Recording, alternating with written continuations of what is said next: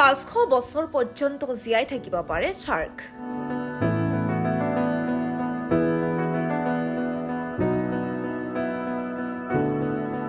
হয়, আপুনি ঠিকেই শুনিছে।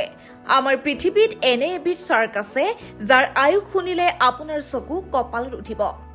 বিজ্ঞানীসকলৰ মতে উত্তৰ আটলাণ্টিক মহাসাগৰৰ গভীৰ আৰু শীতল পানীত পোৱা গ্ৰীণলেণ্ড শাৰ্ক পৃথিৱীৰ আটাইতকৈ দীৰ্ঘজীৱী মেৰুদণ্ডী প্ৰাণী।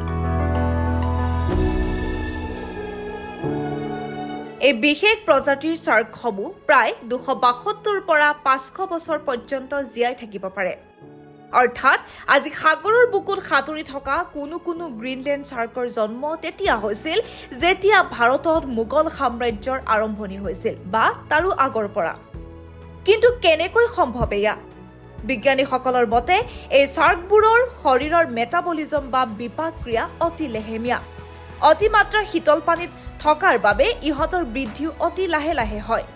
বছৰত মাত্ৰ 1 চেণ্টিমিটাৰকৈহে ইহঁতৰ শৰীৰ বৃদ্ধি পায়। আনকি ইহঁত পুৰঠ হ'বলৈকো প্ৰায় 150 বছৰ সময় লাগে। প্ৰকৃতিৰ এই আচৰিত সৃষ্টি সঁচাকৈ বিস্ময়কৰ।